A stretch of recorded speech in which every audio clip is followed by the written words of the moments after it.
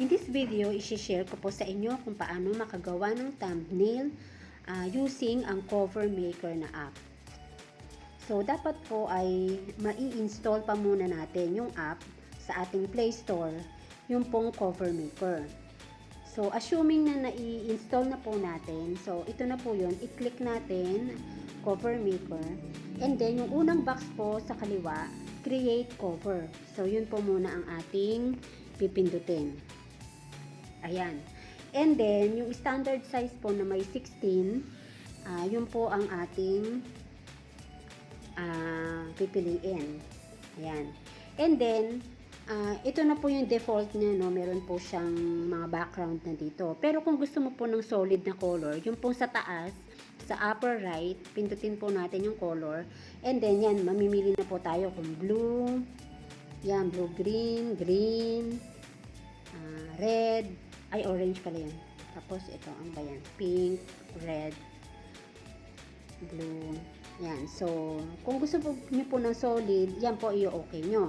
Pero, kung halimbawa, gusto niyo yung may design pa, cats, may dogs, may glitter, Halloween, love, watercolor, may flower. So, pindutin po natin yung flower. Ayan. So, marami pong background, no, mga choices. Yan. Halimbawa, ang napili mo po ay ito. Ito pong puti. May mga puting flowers.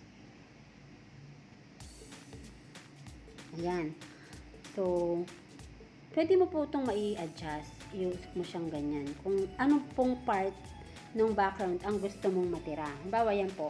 Pag napili mo na yung tamang spot na gusto mo or angle, ganyan, pipindutin po natin yung check sa taas. Pindutin po natin tong text, no? Ayan. So, halimbawa, ang title po natin ay How to make yan. Halimbawa, yan muna. Tapos, add natin. Ngayon, pwede pa po nating palitan yan, no? So, dito po, yung fonts, marami pong choices yan kung anong gusto mo na klase. Halimbawa, ito malaki. Yan. So, magiging ganyan. How to make. And then, pag okay na sa'yo yan, pwede rin palitan yung colors dito sa color and space. Halimbawa, gusto po natin ng red. Halimbawa, yan. How to make. Pag okay na yan sa'yo, punta ulit tayo sa text, thumbnail. Thumbnail. Yan. Okay. Then, add. Ay, kailangan may question mark. Yan. So, pwede mo siyang lakihan. I-drag lang natin ito yung sa baba po niya. Okay. Picture. So, image.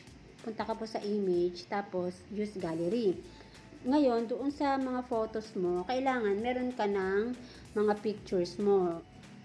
Halimbawa, may napili ka na pong picture. Okay? So, halimbawa, kailangan po meron ka ng naka-ready na mga pictures mo, ganun, or kung ano yung gusto mo maging background. Okay? So, pindutin niyo po yan. And then, pwede mo po siyang i-crop.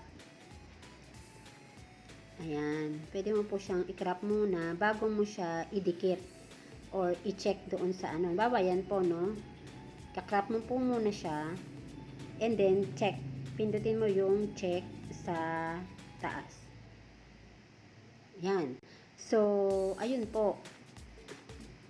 Pwedeng paliitin to para kumasya siya. Yan. Para hindi matabunan yung picture mo. Yan. So, ganun po. And then, kapag okay na sa'yo yan, simple lang po, bagay po ito dun sa mga, baguhan pa, mga beginner lang sa YouTube. At least, hindi sila masyadong malilito. Kumbaga, ito po yung madaling thumbnail na hindi ganun ka-techy, no? Kagaya ko, kaya ito po. Pwede nyong gawin para sa inyong thumbnail. So, after mo pong ma-design kung ano yung gusto mo, pipindutin nyo po itong nasa taas. So, isi-save nyo po, i-click nyo po itong icon sa taas. Yan. Please po. ganyan po yung paggawa ng thumbnail. Dahil nakasave na po yan sa gallery mo, kapag ikaw may bagong upload na video, pupunta ka po ngayon sa iyong YouTube studio. Halimbawa, ganyan. Tapos, let's say, halimbawa, itong isang video na to. Pipindutin po natin yung pencil. Tapos, edit thumbnail. Edit thumbnail. Tapos, dito po sa change, sa kaliwa, pindutin mo. Ayan, lalabas na po ito. Yung how to make thumbnail. So, pagka sinelect ko po yan, mapupunta na po siya doon sa ating video. Yan ang magiging thumbnail niya. Pero kasi, for ano lang naman to, demo, for sample demo lang siya. So, hindi ko yan i-select kasi mapapalitan po yung aking thumbnail dun sa isang video na yun. Hindi naman po ito yung, ano niya, tamang thumbnail para doon sa video na yun. Okay? So, ganun lang po kasimple ang paggawa ng thumbnail at ang paglagay sa ating video. So, I hope friends na may natutunan ka po sa aking simple tutorial ngayon. Thank you and God bless you.